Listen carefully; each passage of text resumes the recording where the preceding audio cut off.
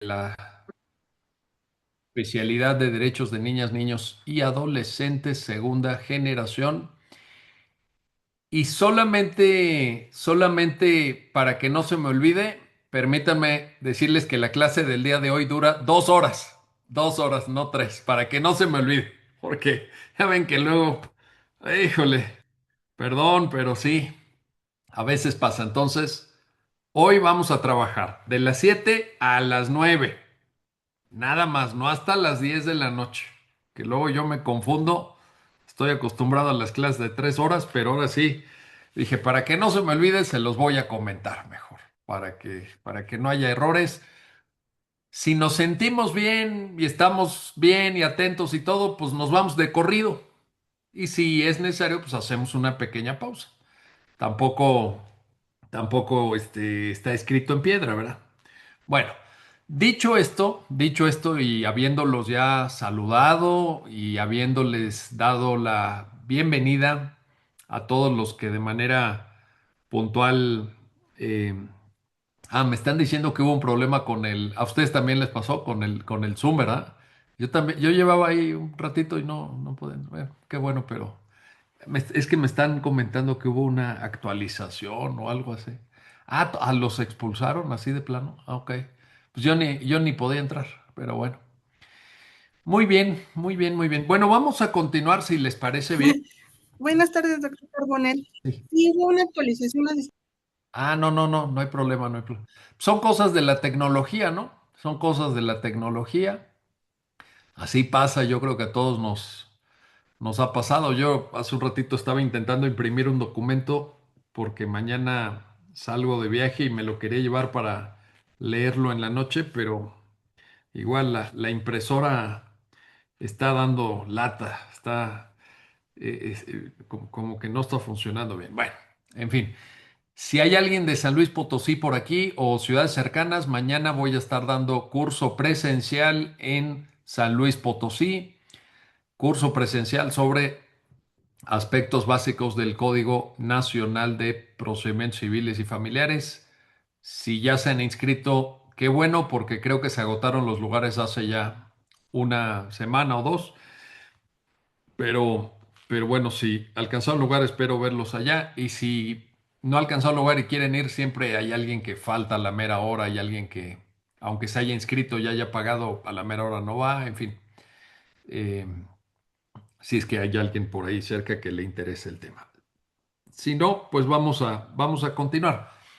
Estábamos analizando, si revisan sus notas, sus apuntes, al final de la sesión anterior, diversos principios que son muy importantes en materia de argumentación jurídica cuando se trata de asuntos de niñas, niños y adolescentes. Habíamos dicho algo, sin embargo, no para efectos de un análisis completo y total, habíamos dicho algo sobre el interés superior de niñas, niños, adolescentes, pero simplemente una mención en relación a lo relevante que pudiera este concepto tener para la argumentación jurídica, porque en esta especialidad hay una materia que es sobre el interés superior que casi con toda probabilidad la voy a impartir yo y pues me reservo ahí el estudio mucho más detallado. Ahí vamos a ver a profundidad y con casos prácticos, etcétera, el concepto.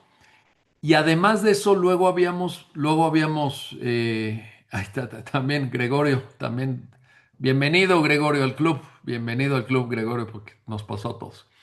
Bueno, y luego habíamos visto, si tienen por ahí sus notas, el principio de autonomía progresiva. El principio de autonomía progresiva, habíamos hecho algún comentario también como un principio rector de la argumentación jurídica en casos de niñas, niños y adolescentes. Y quizá simplemente para cerrar eso lo empataría el principio de autonomía progresiva con otro principio que es muy relevante en la argumentación jurídica en casos de derechos de niñas, niños, adolescentes, que es el derecho a ser escuchado. El derecho a ser escuchado. Y esto implica implica varias cosas, como por ejemplo, eso, mira, Adrián Castillejos, muy bien, ahí nos comparte sus notas, sus apuntes. Adrián, muchas gracias. Esto implica dos cosas. Perdón, implica varias cosas. En primer lugar, evidentemente, como su nombre lo indica, la opinión del niño, la opinión de la niña, del adolescente, debe ser escuchada y debe ser tomada en serio. Debe ser tomada en serio, pero esto no necesariamente implica que un órgano administrativo o jurisdiccional, llevada a cabo la escucha correspondiente, tenga que decidir de conformidad con la opinión expresada por el niño o por la niña. ¿Por qué? Bueno, porque la valoración, el análisis de esta opinión se debe hacer de manera contextual. Se debe tomar en cuenta el contexto y esto pues implica hacer un análisis de varios elementos. Se tienen que tomar en cuenta diversas cuestiones a efecto de poder tener el contexto completo que nos suministre la pauta para tomar la decisión. ¿Cómo qué aspectos son importantes? ¿Cuáles son los aspectos que pudiéramos considerar o estimar que son importantes para esta valoración contextual de lo expresado por el niño o por la niña? Bueno, eh, por ejemplo, podemos, digamos, valorar un poco el carácter espontáneo de la opinión, qué tanta espontaneidad tuvo el niño o la niña al decirlo. Podemos tomar en cuenta la comprensión que el niño o la niña tenga del problema que se está ventilando, el problema que de una u otra manera le afecta. Podemos tomar en cuenta la madurez observada en el propio niño o la niña. Podemos, por ejemplo, tomar en cuenta las condiciones en que esa opinión se expresa. A veces uno quisiera que en todos los casos hubiera las mejores condiciones, las condiciones óptimas, pero sabemos que en un país como México, con tantas carencias, pues esto no siempre es así. No siempre se logran las mejores condiciones. También es posible considerar como un elemento contextual si hubo o no, no digo que sea fácil, pero digo, lo apunto y obviamente esto no es sencillo ya de plasmar en la práctica, pero considerar también si hubo o no posibles presiones al niño, posibles presiones para que expresara su opinión en un sentido o en otro. Y todo esto, además, se debe poner en relación con otros derechos. O sea, el derecho a ser escuchado pues no existe de manera aislada, sino que se da dentro de un conjunto, dentro de un panorama de distintos derechos. Entonces, podríamos señalar que el derecho a ser escuchado, pues no simplemente significa preguntarle algo al niño o a la niña, desde luego, no puede significar en ningún caso, bajo ningún supuesto, el que el niño o la niña se le formulen preguntas para que de alguna forma él sienta que tiene que escoger entre su papá y su mamá, ¿no? Por ejemplo, esto desde luego que no es correcto. Y tampoco puede implicar este derecho del niño a ser escuchado, un contexto, y ojo con esto, porque esto lo vamos a repetir una y otra vez, de revictimización. Esto hay que evitarlo siempre. Esto es un concepto importante, es un concepto toral que nos debe de guiar en en todos estos procedimientos, de todos estos procedimientos. Sí, Elohima Ayuso, claro, muy buen comentario. Desde luego aquí, pues miren, como siempre les digo, uno final, la mayoría de nosotros, ¿no? Yo creo que seguramente la mayoría o casi todos estudiamos derecho. Entonces, hay muchas cosas que vienen de la psicología, hay cosas que vienen de la pedagogía y nosotros, pues no necesariamente con la formación jurídica que recibimos en la carrera, pues estamos preparados para poder llevar a cabo esta valoración y por eso nos tenemos en efecto que apoyar en quienes son especialistas, en quienes son especialistas. Ah, qué bueno, Alejandro. Alejandro Tejeda Ramírez. Sí lo leíste entonces. ¿Dónde está Alejandro? Que no lo veo.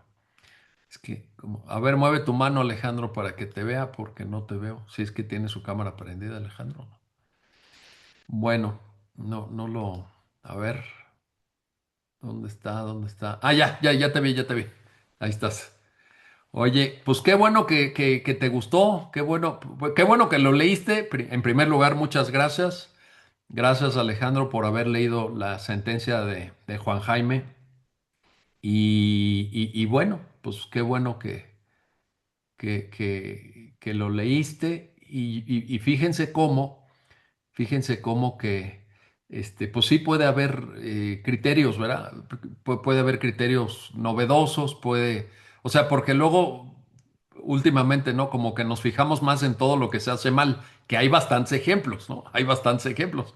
Pero también hay ejemplos de cosas que se hacen bien, gente muy profesional, gente que se toma muy en serio estas cuestiones, y creo que esto sí es importante.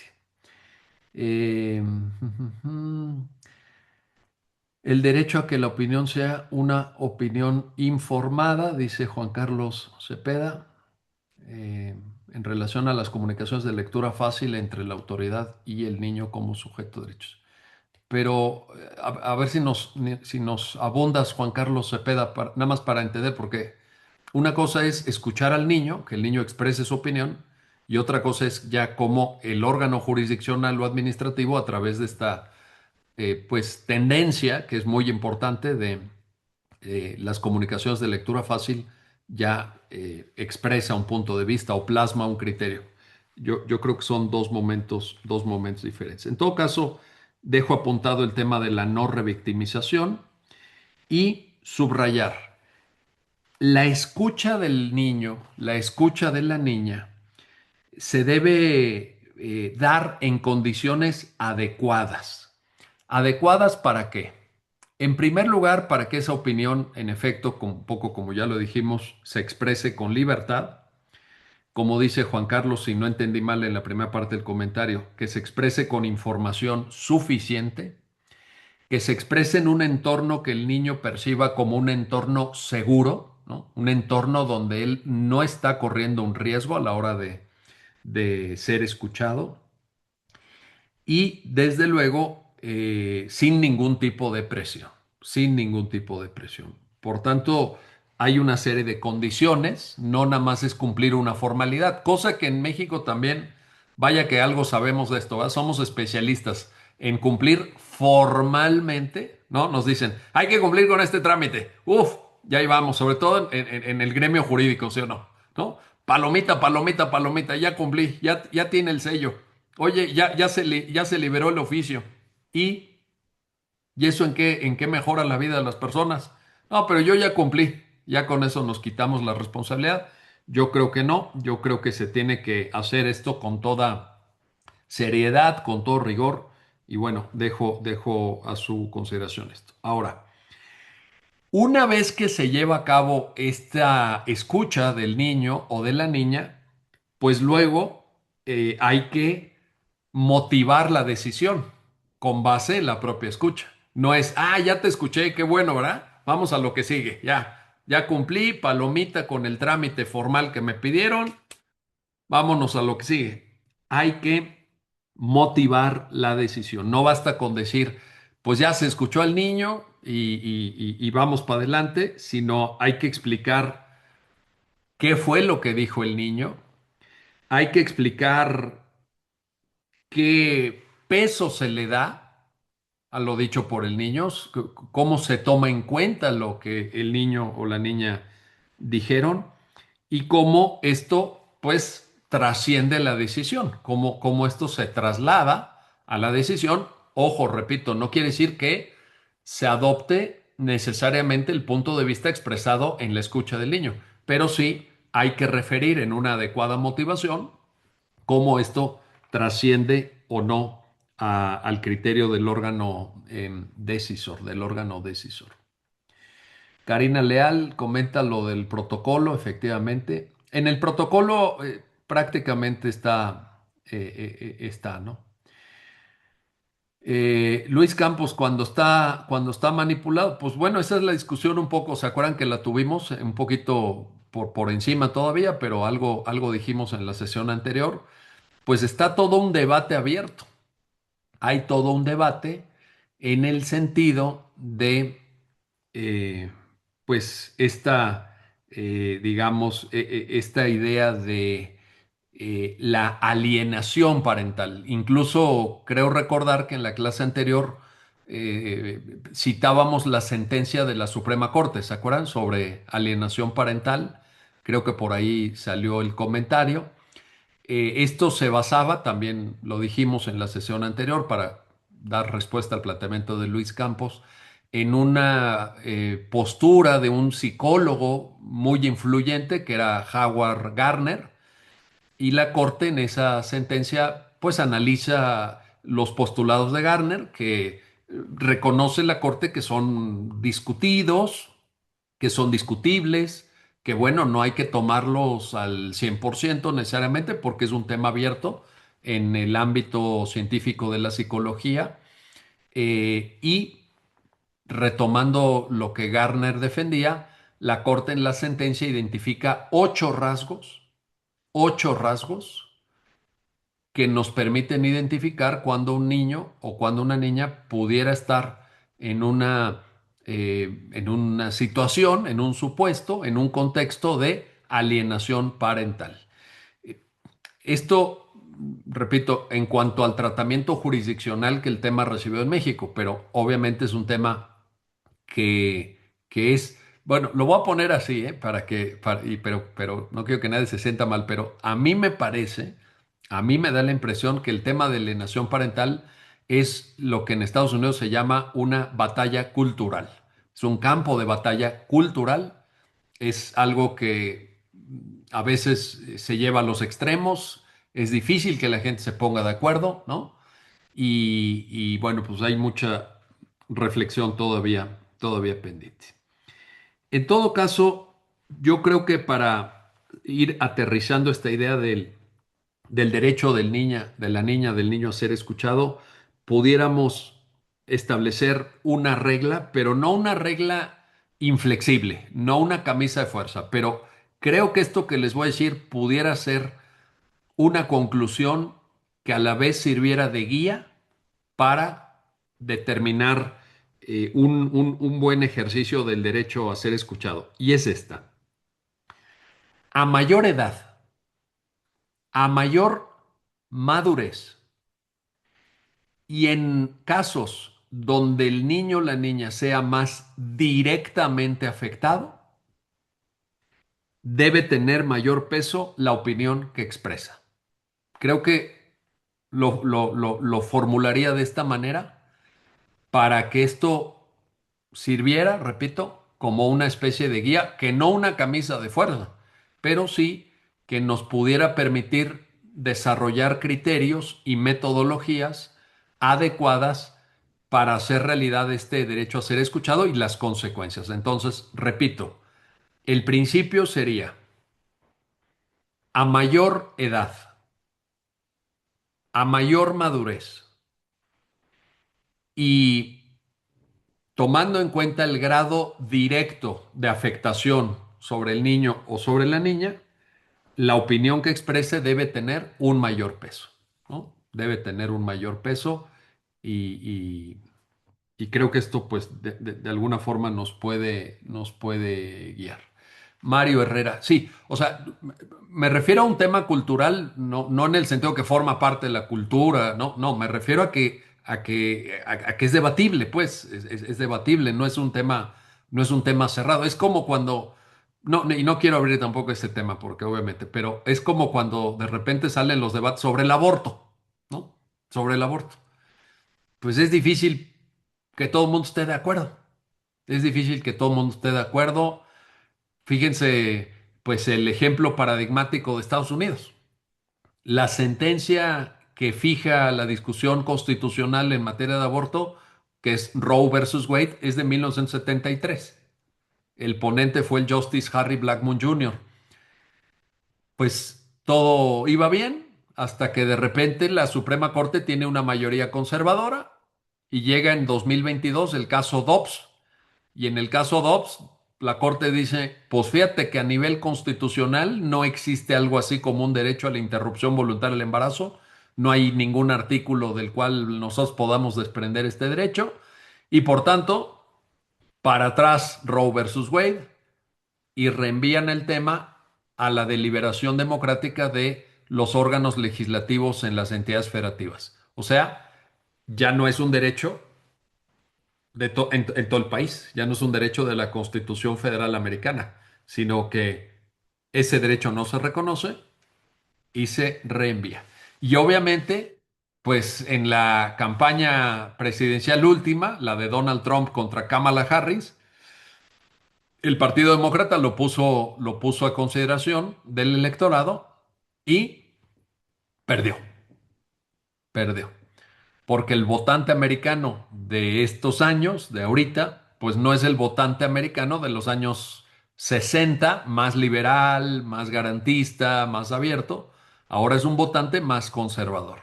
Entonces, pues creo que con alienación parental, toda proporción guardada,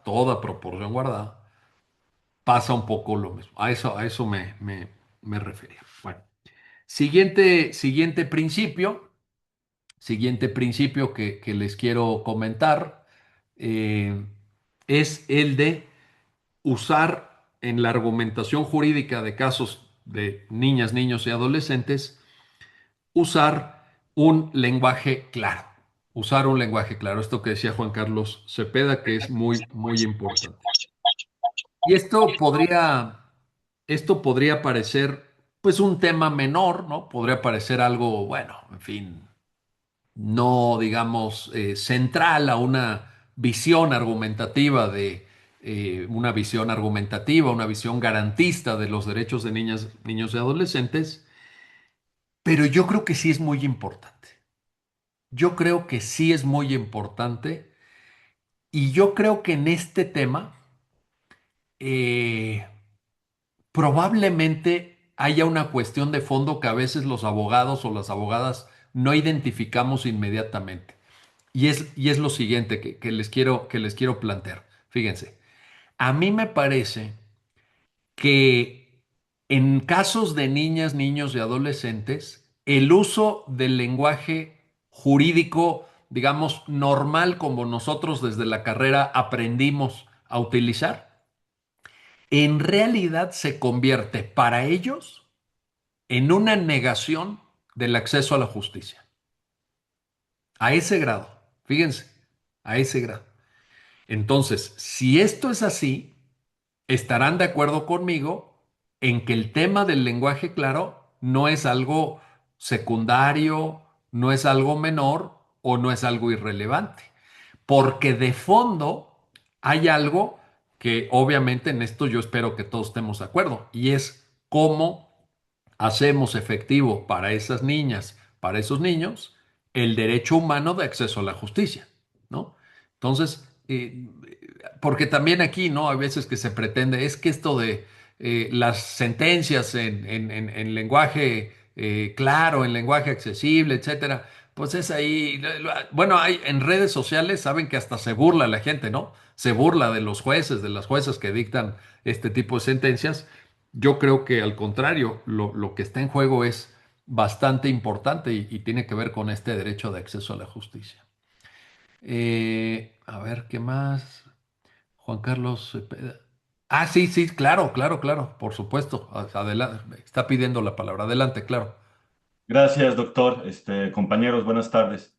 Yo tengo esta duda, doctor, que viene de un asunto que estoy tratando y es algo que estoy intentando yo. Porque la jurisprudencia sobre estas sentencias de lectura fácil se refiere precisamente a resoluciones que se les informan a los niños. son Ujú. sentencias.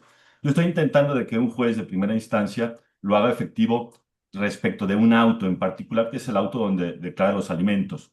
Y quiero que lo haga antes de la ausencia de menor, a fin de que el menor, cuando llegue a su audiencia, esté precisamente informado de lo que ha resuelto el juez. Entonces, yo creo que hay una vinculación entre el derecho a la información y el de lectura fácil y el de hacer escuchado en juicio.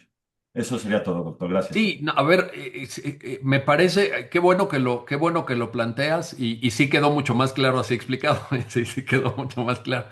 Qué bueno que lo planteas. A ver, evidentemente, el uso del lenguaje claro en este tipo de casos no tiene por qué estar restringido. En ningún lado dice que solamente en la sentencia. Obviamente todos sabemos que a lo largo del desahogo de un procedimiento jurisdiccional hay decisiones, a veces las llamamos interlocutorias, a veces las denominamos intraprocesales, que les van a afectar, que les van a afectar.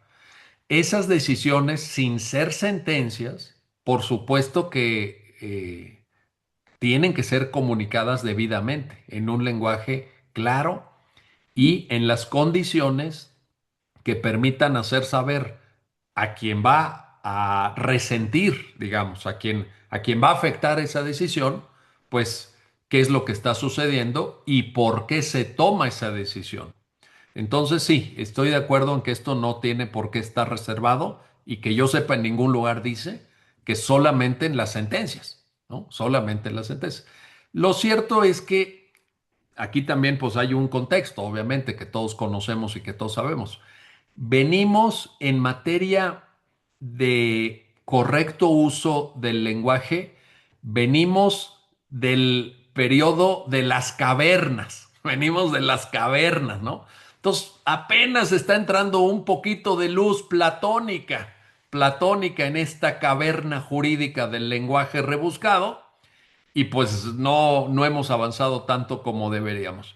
Pero la verdad es que es una tendencia mundial, es algo que ya... hay un artículo que escribí en el blog de mi página web, a ver si alguien me ayuda a encontrarlo, es mi página, no es el blog del centro, es que tengo una página web que también de repente... subo textos y pongo ahí cosas. Esa es mi página web personal. Y ahí, si mal no recuerdo, no me acuerdo si es ahí o en el blog del Centro Carbonell, hay un artículo sobre el lenguaje claro donde expongo un poquito más eh, con detalle eso. Eh, bueno, dice Luis Bernardo el tema de si es firme o no es firme. Pero si se va a ejecutar, Luis Bernardo, aunque luego se pueda revocar más adelante, pero si tiene una temporalidad en donde se ejecuta, pues yo creo que sí, sería importante que lo supiera. Los juzgadores, dice él, que no tienen todavía capacidad. Bueno, no, eso yo no lo dije, eso yo no lo dije, pero lo que digo es que en México el derecho avanza muy poco a poco y que estamos muy retrasados. Y hay veces que hay reformas que nos arrastran hacia el pasado. Dice uno, no, es que esto ya lo superamos. No. Dicen, espérate, que ahí te voy. Hay reformas muy regresivas, hay reformas muy regresivas. Eh, sí, cuando Claudia Valencia, esto que dice Claudia es muy importante. El derecho a escuchar no es un derecho a oír lo que dice el niño. Es un derecho a recabar el punto de vista del niño, a que el niño se exprese. Si lo hace a través de dibujos o de la manera en que quede plasmado el punto de vista, bueno, pues eso ya es diferente, pero sí, es esa cuestión. Bueno, en relación a esta idea del lenguaje claro, les diría además lo siguiente.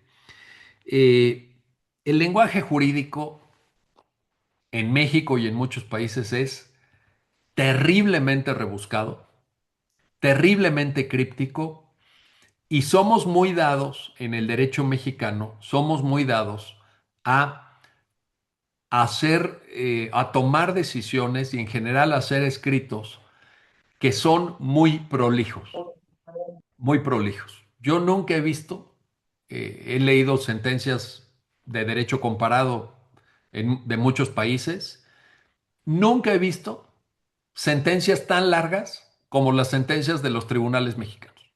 Tenemos el récord mundial de longitud, el récord mundial de longitud, pero de longitud de sentencias, no de fuerza argumentativa ni de calidad argumentativa, ni tenemos a los jueces o a las juezas más famosos del mundo, ¿no? Habrá alguno de la Suprema Corte que se crea que es muy famoso, pero van a ver que no, no creo que deje ninguna huella histórica, creo yo, pero bueno, ya lo veremos. A lo mejor nos sorprende, ¿no? Con el paso del tiempo. Pero, pues en realidad somos muy prolijos y eso dificulta la comprensión, porque no es lo mismo incluso a una persona que pueda tener un grado universitario, que no sea de derecho, que le des a leer 10 páginas, a que le pongas una sentencia de 400 páginas. A ver, encuentra el criterio, a ver, en toda esa, en todo ese rollazo, pues va a ser muy complicado.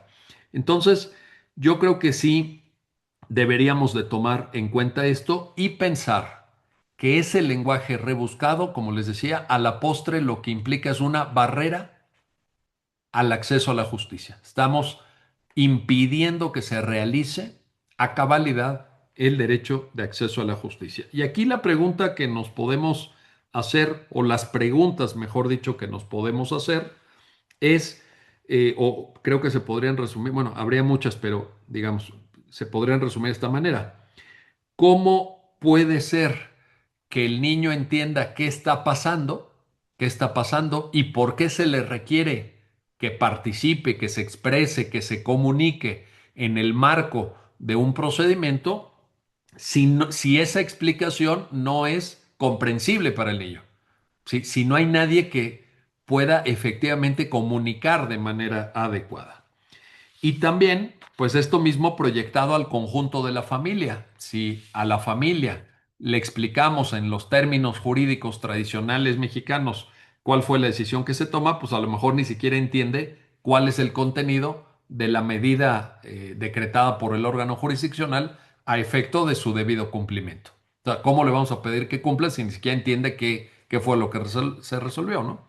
Entonces creo que en esto sí tenemos que ser precisos sin ser oscuros, tenemos que ser rigurosos sin ser incomprensibles y tenemos que ser técnicos, pero sin que ello implique un carácter inaccesible de la propia decisión, de la propia decisión. Entonces esto se tiene que tomar en cuenta, se tiene que tomar en cuenta. Ahora, les voy a leer dos frases y les voy a pedir que no apunten, simplemente escuchen esto porque traigo dos frases que me sirven para ilustrar el cómo no y el cómo sí, ¿verdad? El cómo no y el cómo sí. Pero no tiene caso que las apunten porque aquí lo que quiero es que simplemente las escuchen, vean las diferencias y a partir de lo que escuchen saquen cada quien su propia conclusión. Que cada quien saque su propia conclusión respecto de cómo creo que se da un ejemplo de comunicación jurídica tradicional y de cómo se puede construir esa misma determinación en lenguaje un poquito más comprensible. Dice la primera frase lo siguiente. Escuchen esto. Vistas las constancias que integran el expediente y atendiendo al principio rector del interés superior de la persona menor de edad, se estima procedente modificar provisionalmente el régimen convivencial en los términos precisados en la parte resolutiva de esta determinación. Primer ejemplo. Todos los que estudiamos derecho le entendimos, seguramente. Ahí les va cómo comunicar efectivamente, cómo comunicar de manera más sencilla exactamente lo mismo. Oigan, diría algo así como lo siguiente. Por ahora, las convivencias entre el niño y su padre se realizarán con supervisión. Esta medida será temporal. Se adopta porque existen datos que indican un posible riesgo emocional si las convivencias se realizan sin acompañamiento. Al mismo tiempo, se busca mantener el vínculo familiar mientras se obtiene más información especializada. ¿Vieron la diferencia? En el segundo ejemplo no hay un solo tecnicismo jurídico. No hay un solo tecnicismo jurídico. Y lo que se busca es comunicar. No, no quiere decir que esta frase sea directo para un niño o una niña, pero creo que para efectos de dirigirnos a la familia, al núcleo familiar, es algo que está, me parece a mí, mejor construido, ¿verdad? Mejor construido. Eh,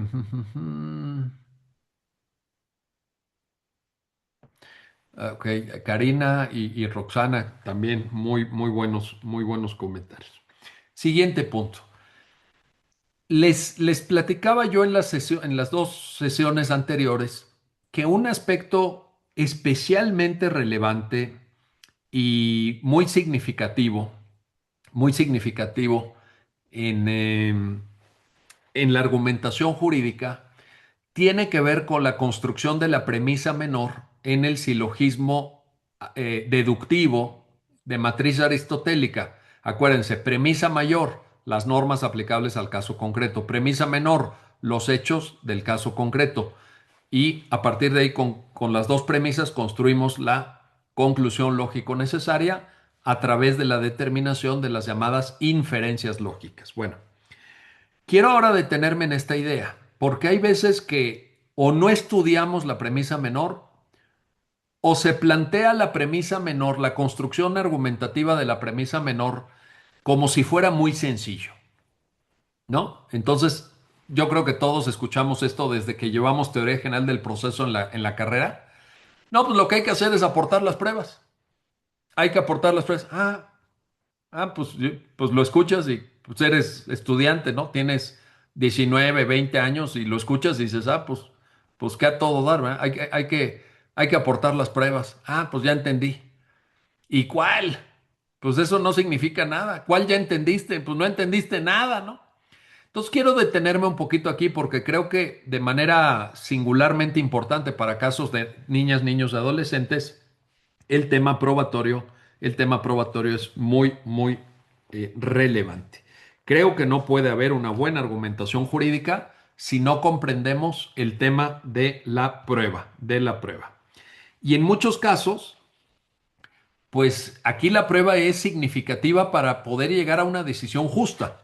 Esto no es una idea mía, es una idea de un famoso procesalista italiano que se llamaba, porque ya falleció, Michele Tarufo. Michele Tarufo. Tarufo muchas veces en sus libros dijo que eh, digamos, el elemento más significativo para saber cuándo estamos frente a una decisión injusta es que esa decisión esté basada en hechos que no existieron, en hechos que están mal determinados. ¿Y por qué están mal determinados los hechos en un proceso?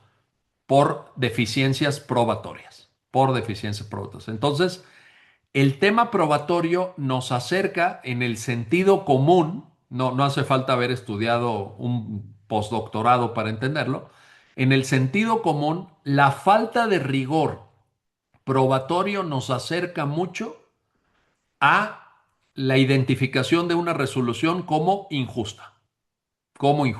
Por eso creo que es importante tomarlo en cuenta. Y por qué en materia de niñas, niños y adolescentes esto tiene bastante relevancia?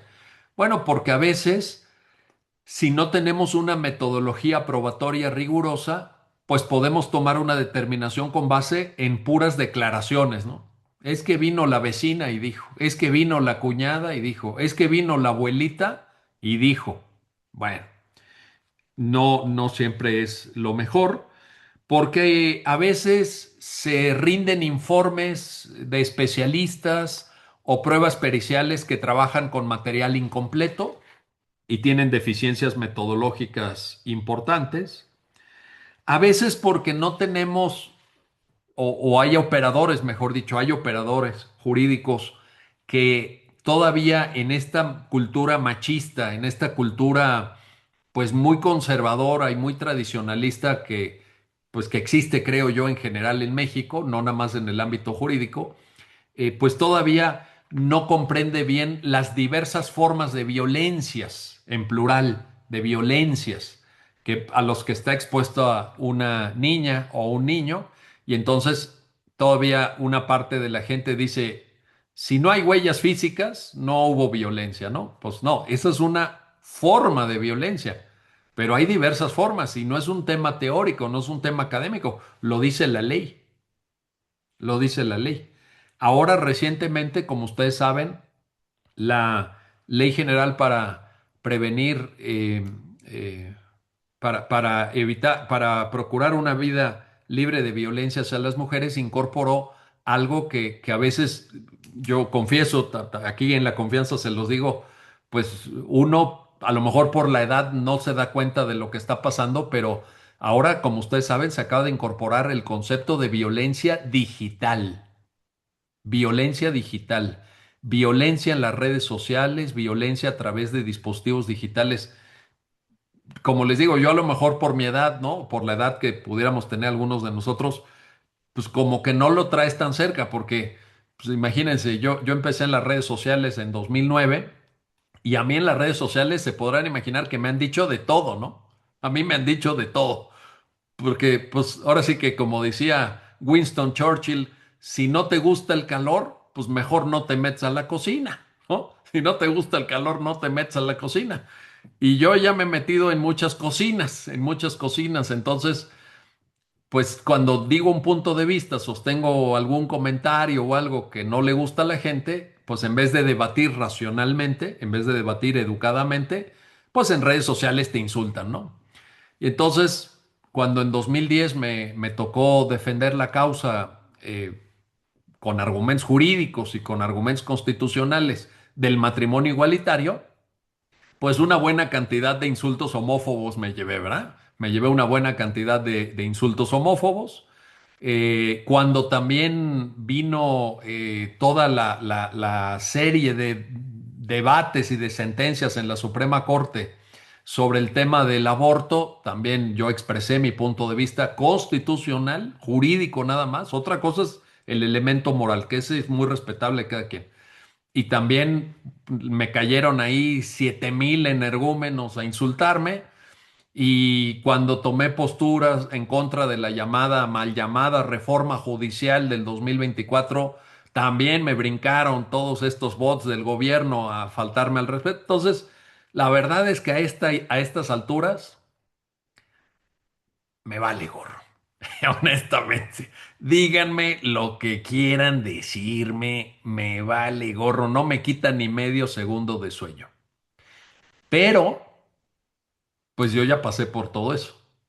Y uno finalmente a cierta edad se tiene que mirar al espejo y saber quién es uno, ¿sí o no? No vas a depender de lo que te diga alguien que ni conoces.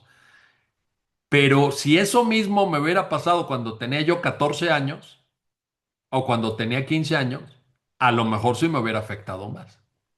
Y eso es algo que independientemente de la edad que tenga cada uno, tenemos que ser sensibles y tenemos que estar atentos a cómo afecta a cada ser humano, ¿no? Porque, como les digo, a mí me vale gorro, pero pues evidentemente hay gente a la que sí le puede dejar eso un daño y un daño profundo y un daño importante.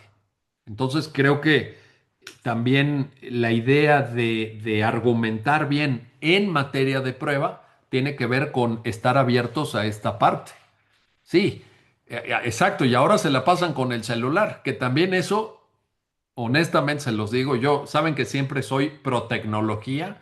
El Centro Carbonell se ha basado en avances tecnológicos. Fuimos de los primeros en dar clases en línea, somos una escuela digitalizada, tenemos plataforma, o sea, yo en eso siempre he sido, creo, muy abierto y he intentado permanecer. Y ahora ya estamos dando cursos de inteligencia artificial, ¿sí sabían o no?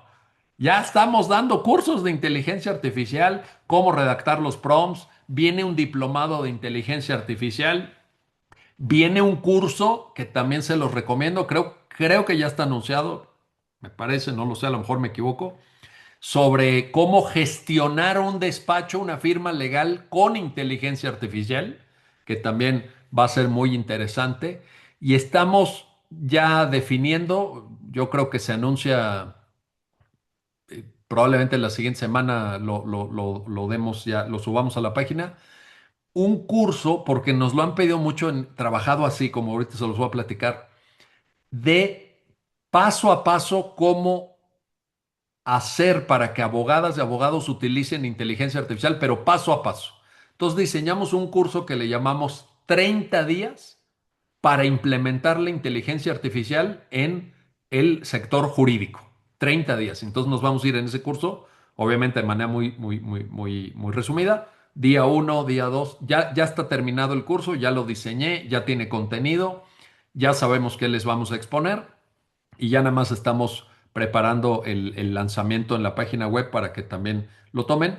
Entonces, en esto creo que nadie puede decir que nos estamos quedando atrás, pero sí otra cosa es lo que a nivel personal uno pueda percibir. Y como les digo, pues como a mí no me afecta, yo pienso que a nadie le afecta. Pero luego te pones a pensar, si a ti te hubieran dicho todo eso cuando tenías 14 años, ¿cómo te hubiera caído? ¿Cómo te hubiera caído? Ah, ¿verdad? No es tan fácil, no es tan sencillo. Entonces, bueno, pues ahí está la cuestión. Pero lo que dice Juan Carlos Cepeda es, pues es del todo relevante. Lo que les quería decir también en esto es que respetando mucho cómo cada quien se desarrolla ahora en las redes sociales, eso, lo que sí creo es que los jóvenes de ahora, híjole, sí la tienen bien difícil. Nosotros pensamos que nuestra adolescencia era difícil. No, estos de ahora dicen quítate que ahí te voy. Porque por un lado están amarrados a las redes, pero por otro lado se están perdiendo todo lo que el mundo y la vida ofrece. Todo lo que el mundo y la vida ofrece. O sea, seguramente estos cuates pueden ver, perdón, lo voy a decir desde el punto de vista de un adolescente de sexo masculino, pueden encontrar mucho más material de mujeres desnudas o semidesnudas o buscar del tipo que les gusten, etcétera. Pues sí, pero nosotros pues intentábamos acercarnos a ellas de carne y hueso. Yo no sé qué opinen ustedes, qué será mejor, ¿no? Estar viendo en internet señoras desnudas o señoritas desnudas o intentar decir, oye, pues no sé, vamos a ir al cine y te voy a dar un beso o súbete al carro, ¿verdad? O sea, pues pobrecitos los de ahora, ¿no? Toda su experiencia es en la pantalla. No sé, se me hace como que se están perdiendo lo que yo pensaría que es interesante de la vida y del mundo, ¿no? Que es más allá de la pantalla. Pero bien, eso. Ah, por cierto, el otro día me quedé pensando en esto, porque fíjense que se nos, en la primera generación lo dije y en esta no lo he dicho. Hay un libro, hay un libro que para esta especialidad y para entender el contexto sociológico un poco en relación a esto de las redes y la parte digital, etcétera, tienen que leer. Yo lo leí en diciembre del año pasado. Lo había visto en la edición en inglés, pero no me lo había comprado. Luego supe que salió la traducción al español, me lo compré luego. Y la verdad, cuando lo leí, híjole, me quedé impresionado. Se llama La generación ansiosa. La generación ansiosa es, se apellida Haidt, el autor, Alexander Haidt, creo. A ver, se escribe así, si mal no recuerdo. Se escribe así. Está ya traducido al español. Y es un libro donde te demuestran cómo esta exposición digital les genera un estrés permanente a los adolescentes desde muy tempranas edades que realmente está afectando su desarrollo integral, su desarrollo como personas y su capacidad de establecer vínculos sociales. Por eso cuando decimos a veces de broma, ¿no? Sí, sí lo han visto en las... Ah, esa. Ah, mira, ahí está. Alondra López ya nos lo puso ahí, fíjense. Ese es el libro. Ese es el libro. Está duro ese libro, ¿eh? O sea, no se los recomiendo para un domingo en la tarde. Sí está como que sí te pone a pensar. Pero yo creo que si me permiten la sugerencia, la lectura de este libro les va a dar un maravilloso contexto de comprensión cultural y de comprensión de las pautas de sociabilidad de los niños actuales, que les va a ser de gran relevancia y de gran utilidad para esta especialidad. Les va a servir para estas clases, para entender mejor estas clases. Entonces, sí se los recomiendo.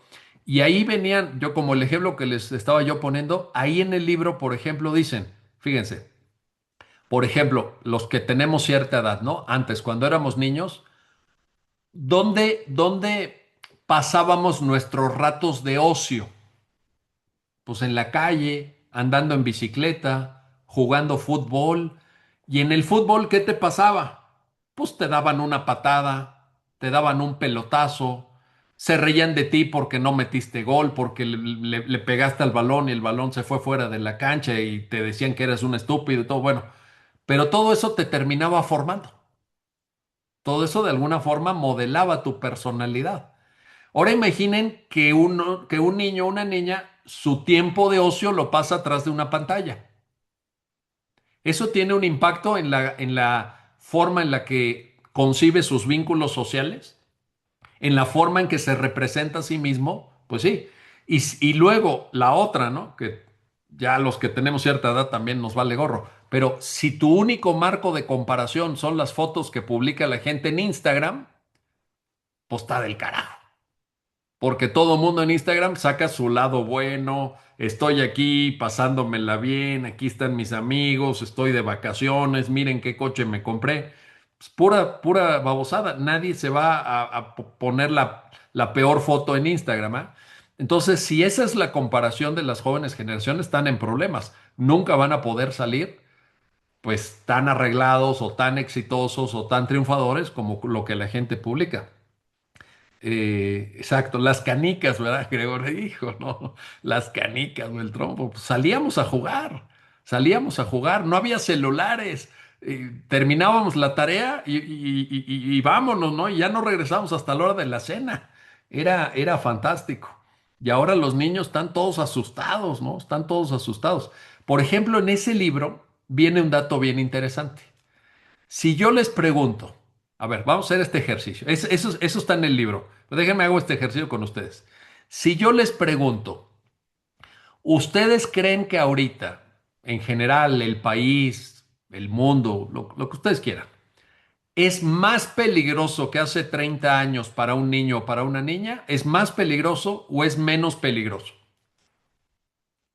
¿Qué dirían ustedes? ¿Es más peligroso o es menos peligroso? Fíjense. Eso que le estoy preguntando está en el libro, ¿eh? No, no es una idea mía.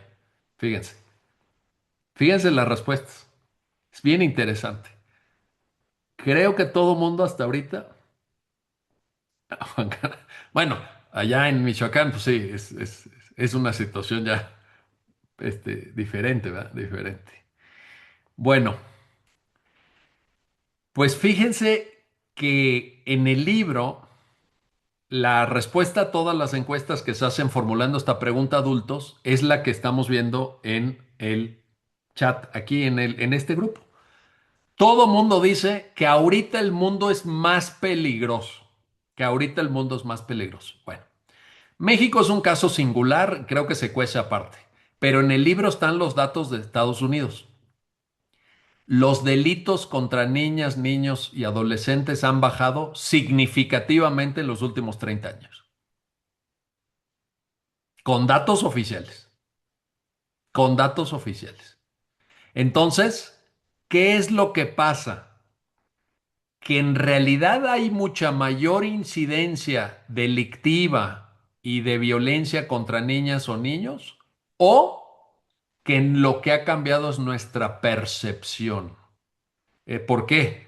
Porque los medios de comunicación y las redes sociales lo que exacerban son contenidos extraordinariamente violentos o hechos que causan un gran impacto en la opinión pública. Pero eso no quiere decir que colectivamente se estén incrementando los delitos, los delitos. Entonces, es algo que también hay que tomar en cuenta. Uno diría, no, no, no, ahora los niños salen a la calle y los secuestran. Pues sí, hay cierto problema ahí, pero no es mayor que el que existía hace 20 o 30 o 40 años. No es mayor.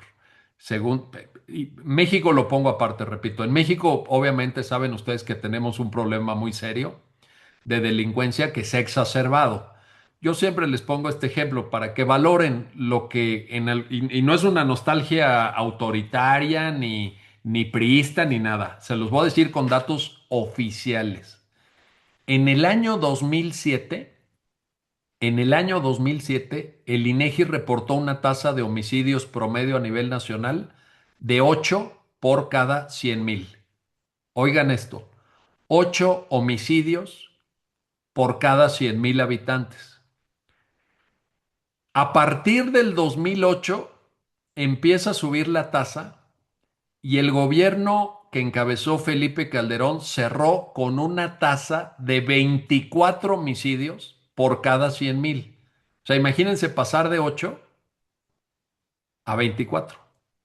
Hemos llegado a años con una cifra de 26 por cada 100,000 y ahorita estamos como en 23 por cada 100,000. 23 por cada 100,000. Y pues es algo que el Estado mexicano ya perdió el control, perdió el control. Pero en otros países los homicidios han ido claramente a la baja, claramente a la baja. Y la otra, que seguramente en las respuestas que dieron ustedes en el chat no se percibe, pero ahí les va. El grado de inseguridad pública en México es extraordinariamente variable en función del lugar de la República en el que nos ubiquemos. Hace unos años me invitaron a dar una conferencia a Campeche y me entrevistaron los medios antes de la conferencia y me dijo, no, ¿y qué va a platicar? Bueno, pues de tal y tal tema y no sé por qué les di este dato. Oigan esto. Campeche es un estado más seguro que cualquier país europeo. Entonces, al día siguiente los reporteros, ¿no? Este señor no sabe en qué país vive. ¿Cómo es posible que diga que hay menos homicidios en Campeche que en Suiza? Pues, ¿qué creen? En Campeche hay menos homicidios que en Suiza. En Campeche hay menos homicidios que en Suiza. Entonces, pues sí, pero no es lo mismo Campeche que Sinaloa, ¿verdad? No es lo mismo Campeche que Sinaloa. No es lo mismo Yucatán que Tamaulipas. No es lo mismo, por ejemplo, Oaxaca o Chiapas que Tijuana, por ahí, Tijuana, por ejemplo, o Veracruz, por ejemplo. El norte de Veracruz está muy emproblemado también en la frontera. Bueno, Michoacán, ni les digo, evidentemente.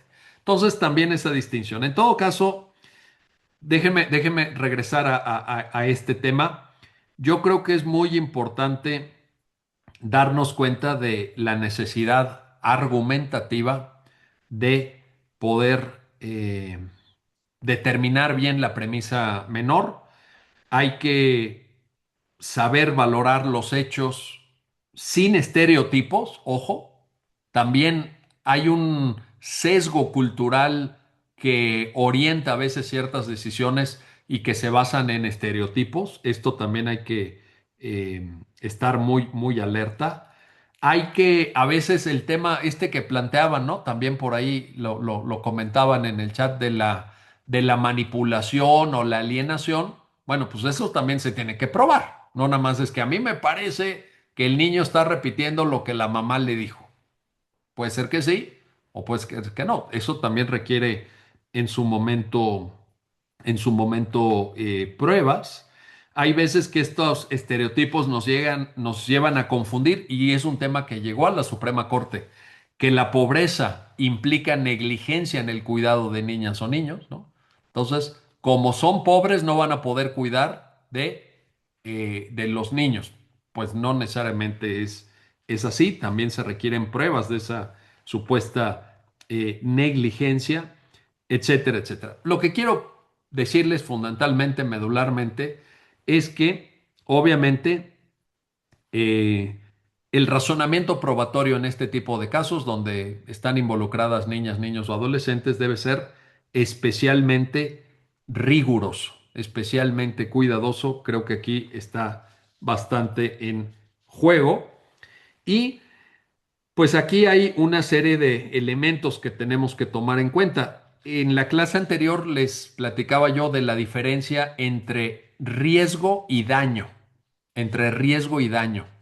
Entonces, claro que en materia de protección de niñas, niños, adolescentes se pueden tomar medidas sin esperar al daño, con la pura existencia del riesgo. Pero eso no quiere decir que el concepto de riesgo sea algo meramente subjetivo. O sea, si nosotros afirmamos que hay un riesgo para el niño, que hay un riesgo para la niña, pregunta, ¿tenemos que probar eso o no? ¿O basta con el puro dicho? Evidentemente el riesgo también es objeto de prueba.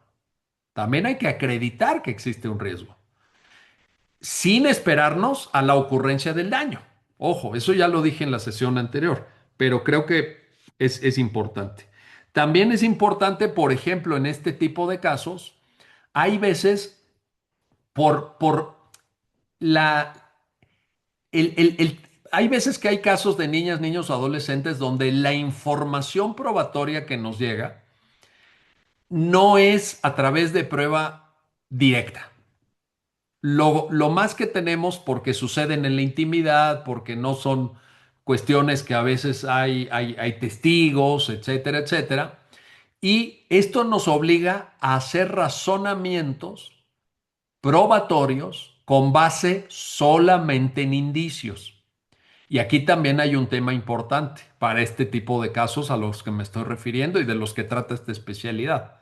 Pregunta, nada más para que lo tengan por ahí registrado. Pregunta, ¿sabemos en México construir buenos argumentos, buenos razonamientos sobre la base de indicios? Dejo la pregunta, dejo la pregunta. La categoría misma de indicio, ¿qué es? ¿Se requiere un indicio o varios indicios? ¿Los indicios tienen que ser concordantes o puede basarse la decisión en indicios que además están en sentido diverso unos respecto de otros? O sea, hay un conjunto de cuestiones, ¿verdad? Hay un conjunto de temas sobre prueba indiciaria que también nos exigen un mayor grado de comprensión del que a veces pues uno observa en el derecho mexicano. Por ejemplo, en esto, para detenerme aquí un segundo en el tema de indicios, nada más para darles esta referencia porque yo creo que es importante. Eh, lean hay una sentencia, déjenme se las pongo aquí en el chat. Hay una sentencia que para mí, siempre que puedo la recomiendo, es la mejor en materia de indicios, que es el Amparo Directo 78, diagonal 2012.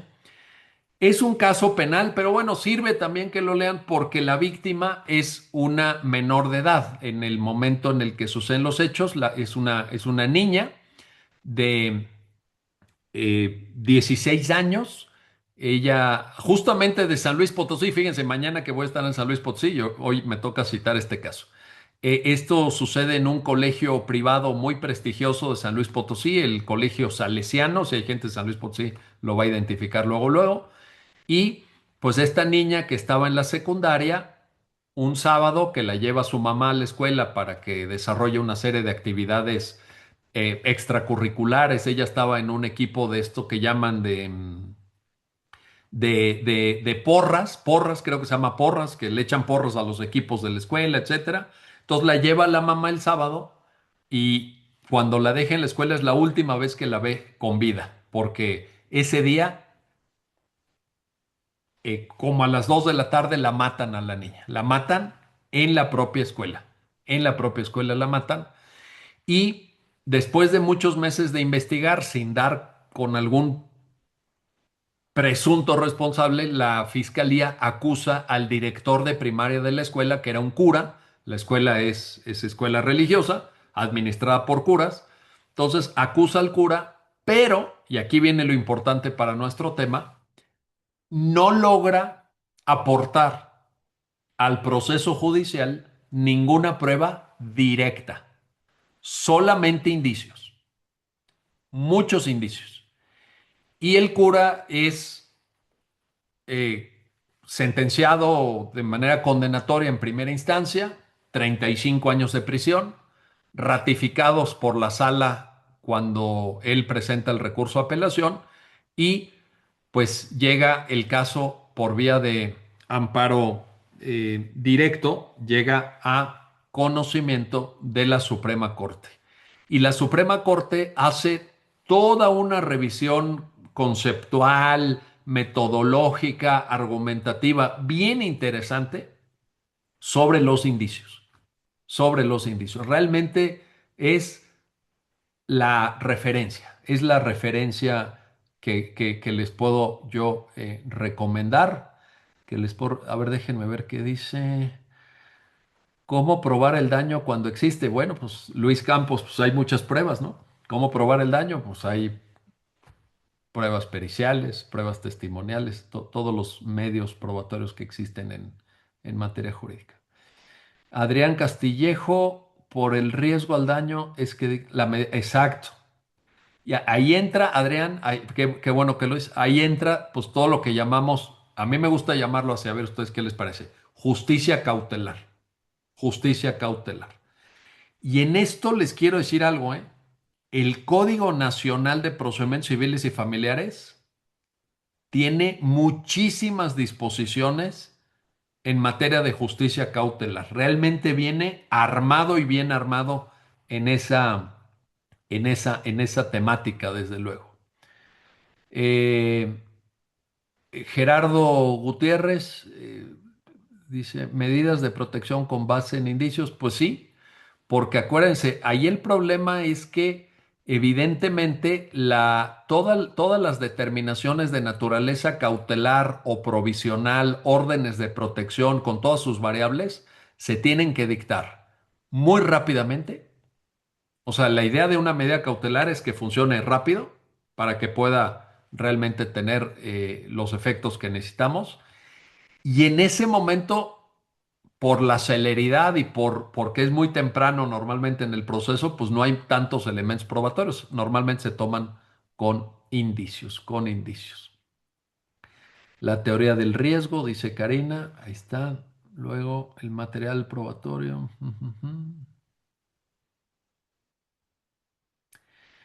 Sí, a ver, nada más Isaías Mejía, nada más para precisar en el comentario que estoy totalmente de acuerdo con lo que dice Isaías Mejía, nada más que metodológicamente sí necesito que ustedes tengan clara una cosa.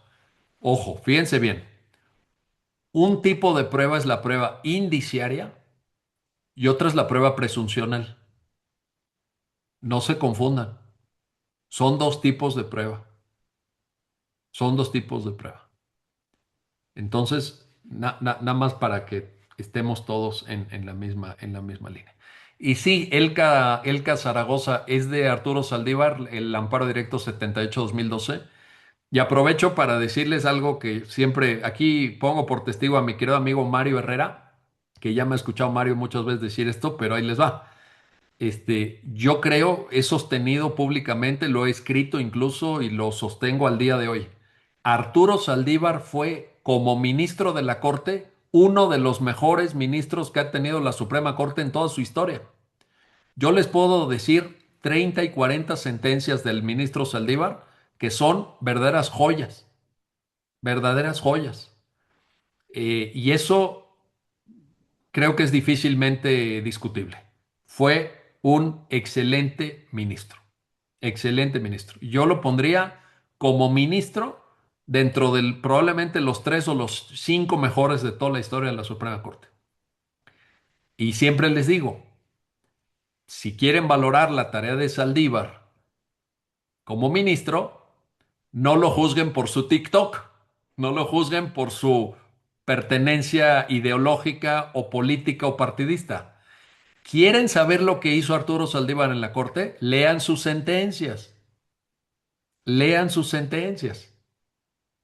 Este, porque al final el resultado de una tarea jurisdiccional es esa. Entonces, sus TikToks también son muy buenos. En fin, hay opiniones, hay opiniones. Pues seguramente sí, porque tiene muchos likes y muchos seguidores en TikTok, pero yo no sé, no me identifico mucho con ese estilo. En fin, cada quien, cada quien. Y otra cuestión importante en esto que les platico de argumentación probatoria. En materia de derechos de niñas, niños y adolescentes, hay un factor adicional que es muy, muy importante y es evidentemente la prueba pericial. La prueba pericial.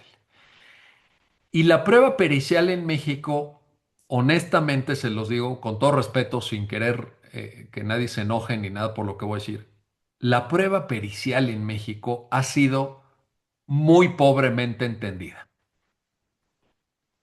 Muy exacto, muy deficiente. Así es, muy deficiente. ¿Por qué? Les doy un poquito el contexto. En primer lugar, porque hay una parte de la cultura jurídica mexicana que tiende a restar valor al conocimiento científico que puede estar presente en un determinado procedimiento cuando todos hemos escuchado esta frase, ¿sí o no? Cuando dicen, es que el juez es perito de peritos. ¿Sí han escuchado esta frase? Es muy común esta frase. El juez es perito de peritos.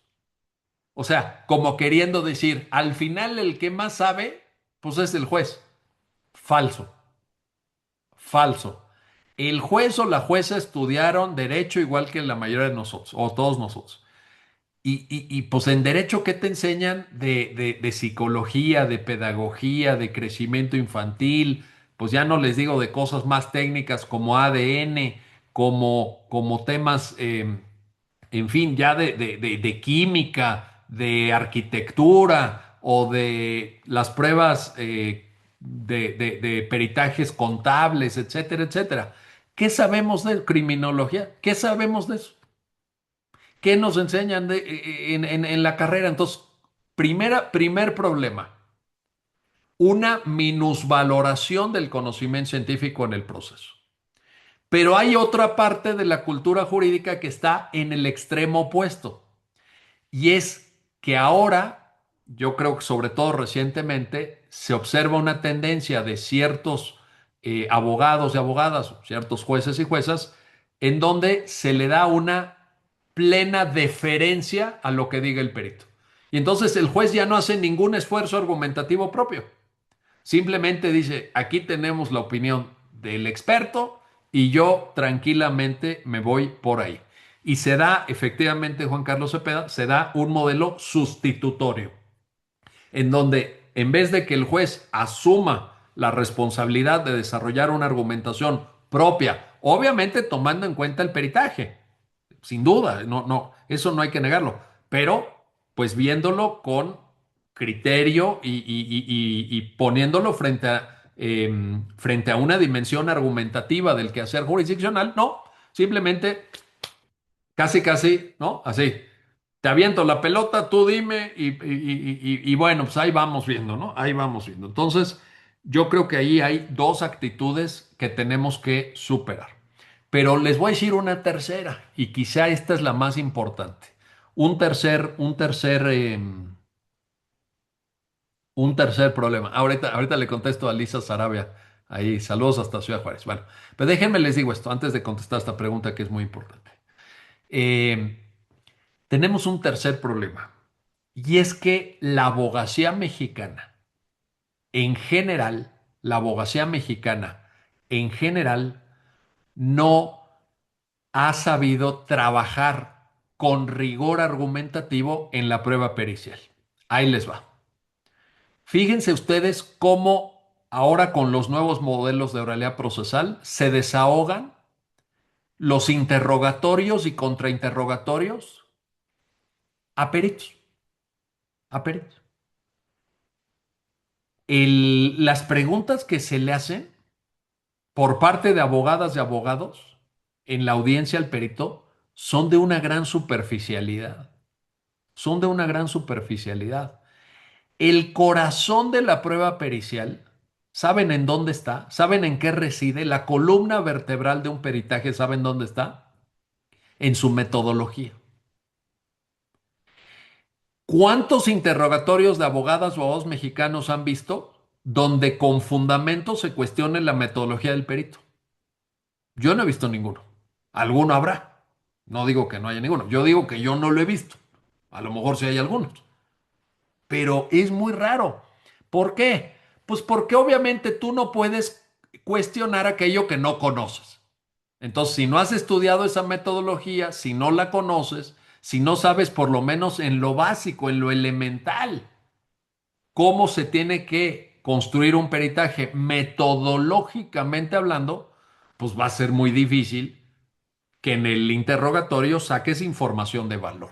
Entonces, yo lo que he visto en muchos casos prácticos es que el perito le mete un gol y dos goles y tres goles y 10 goles a los abogados y se los hace para donde quiere, ¿no?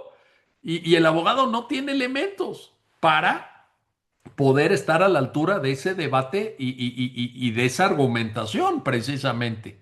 Entonces, creo que ahí también en este tema del peritaje, que es central para derechos de niñas, niños y adolescentes, pues necesitamos, por así decirlo, un perfeccionamiento de la abogacía. Porque como quiera, pues déjenme ponerlo así, sin exagerar, pero ahí les va. De alguna u otra manera, nosotros en la abogacía somos custodios de la calidad epistemológica del procedimiento judicial, es decir, de la calidad del conocimiento que entra en el procedimiento judicial. Entonces, si no sabemos metodología, si no le entendemos al peritaje, si no le entramos a esas áreas diferentes a nuestro ámbito, digamos, natural de conocimiento, pues ahí vamos a estar en problemas de alguna manera, ¿no? De alguna manera. A ver, déjenme ver. José Benítez, José Jonathan Benítez. En muchas ocasiones los mismos peritos les entregan sus intros. Sí, sí, porque los abogados no saben ni qué preguntar. Totalmente de acuerdo. Sí, sí, Karina Leal, qué buena pregunta. Les voy a dar el contexto, les voy a dar la sentencia, que lo explora, pero necesito antes de darles la sentencia, nada más darles el contexto, Karina Leal, y para todas y todos. Hay un caso, déjenme, se los puedo poner aquí. Hay un caso para que lo busquen, porque hay mucho material sobre este caso. Es un caso de la Corte Suprema de los Estados Unidos. Es el caso Daubert. Es el caso Daubert. Es un caso que resolvió la Corte norteamericana en 1993. 1993. Y fíjense, hace rato, sin querer por otro tema, les dije el nombre del autor también de Daubert, Harry Blackmun Jr., el mismo autor del caso del aborto, del caso Roe versus Wade, es el caso, es quien escribió el caso Daubert. Harry Blackmun Jr., un gran justice de la Corte de Estados Unidos. Bueno, pues en ese caso, la Corte se plantea un interrogante que es fundamental para que nosotros podamos entender la prueba pericial. Y es este. Si la prueba pericial tiene por objeto introducir en el proceso conocimiento científico, fíjense, conocimiento científico, ¿qué requisitos debe tener ese conocimiento, esa aportación al proceso, para que nosotros consideremos que eso es ciencia y no es lo que en la propia sentencia llama en inglés, el término en inglés es junk science, la traducción sería ciencia basura, ¿no? Ciencia basura. O en México diríamos pseudociencia, pseudociencia. Y entonces quiero que oigan esto, porque esto está en la sentencia, ya por ahí nos la pusieron, pero ahí les va. No apunten, nada más oigan. ¿Cómo saber si verdaderamente es conocimiento científico y no junk science. No es conocimiento, no es ciencia basura. Oigan las preguntas que están en Daubert. Voy a leer literalmente las preguntas de Daubert.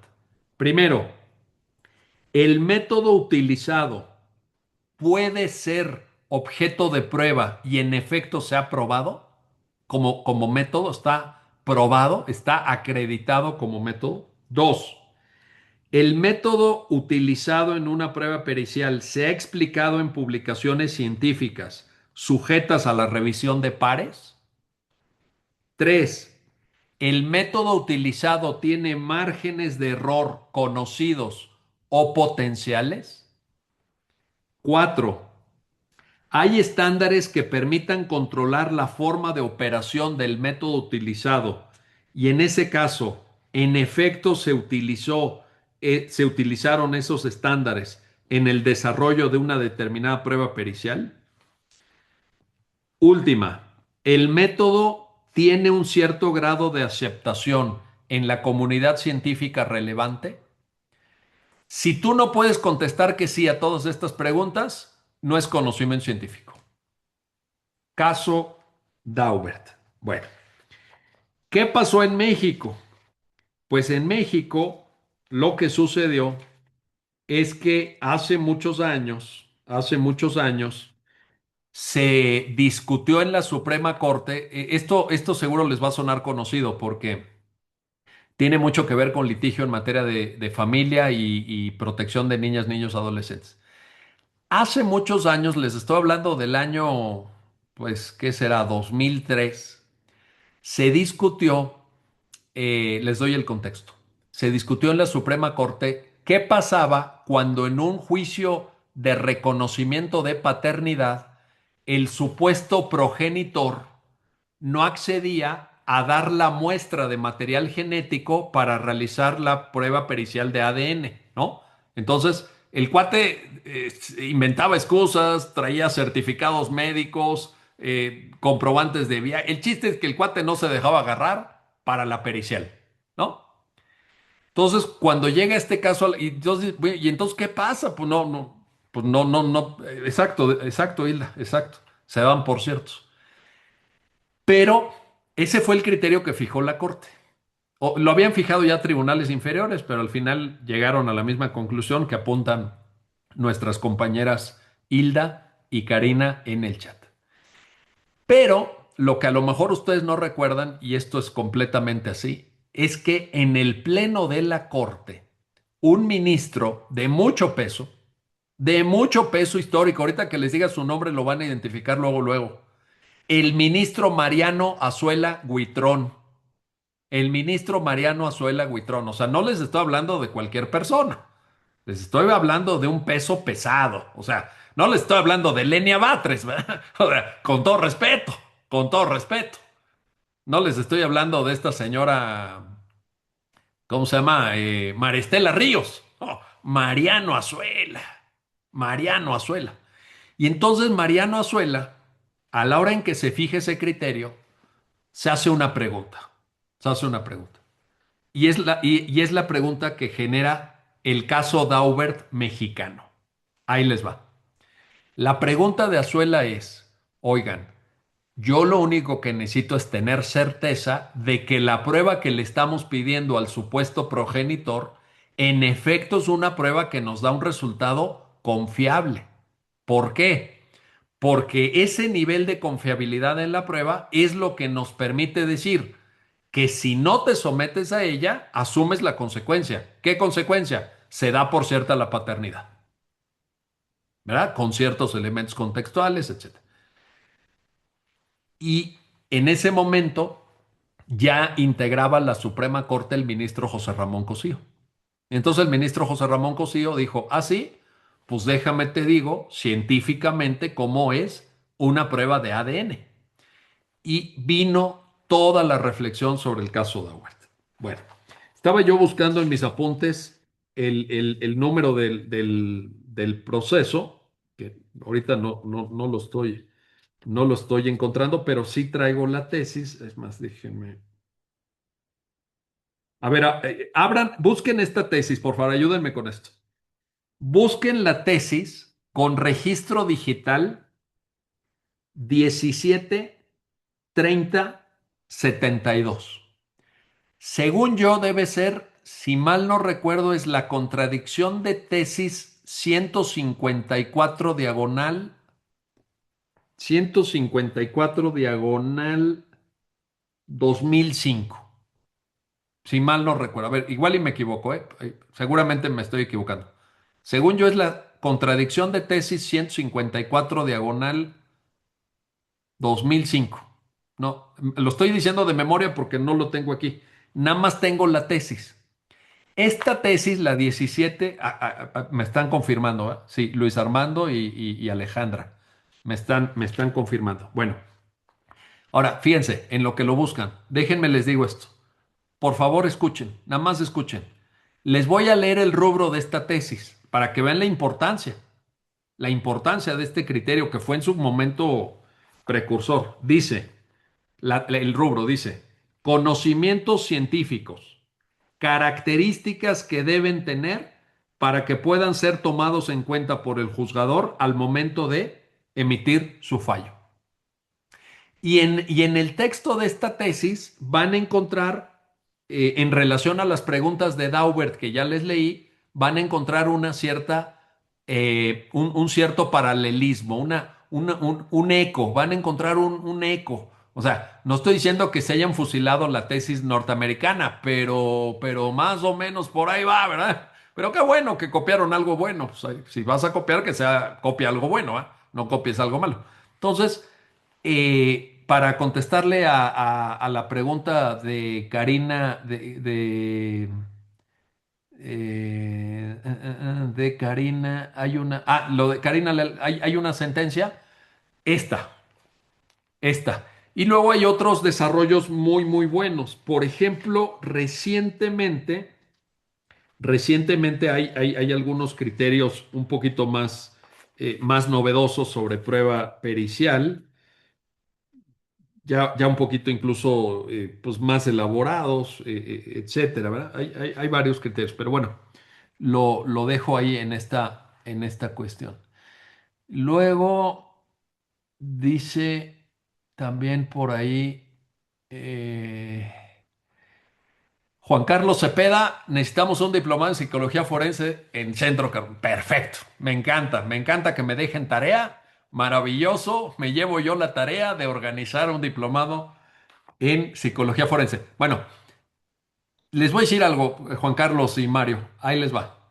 No estoy seguro sobre psicología forense, pero lo que sí quiero organizar, porque estoy empezando a tomar notas para un futuro libro, pero muy, muy futuro, no antes de 5 años, es un curso, un diplomado sobre psicología jurídica. Psicología jurídica. Y les voy a decir, déjenme ver, les voy a decir por qué. Esto que les voy a decir les va a interesar mucho. No es una idea que se me haya ocurrido a mí. Vean este libro. Vean el título de este libro. ¿Ya lo vieron? Psychology for Lawyers. ¿Y saben quién lo publicó? Miren, no sé si... A ver, déjenme les enseño ¿Dónde está? Aquí, miren. Aquí en la contraportada está la editorial. La ABA, American Bar Association. O sea, la barra de abogados norteamericana. Y es un librazazazo. Lo tengo desde hace ya un tiempo. Y ¿saben qué me inquieta? Que en México no tenemos algo parecido. No tenemos algo parecido. Y hace 3 o 4 años, en uno de los viajes que hice para algún tema académico, alguna conferencia o algo a Madrid, conseguí este otro para quienes no leen en inglés. Ahí les va. Fíjense en este libro. Psicología jurídica. Este lo publicaron en España, es una obra colectiva. Aquí están los autores también, por si lo quieren buscar. Vean. Y entonces, este es un libro español y este es un libro americano. Este es un libro de Estados Unidos. Y en México, pues aquí tengo algo en México, pero realmente no se compara.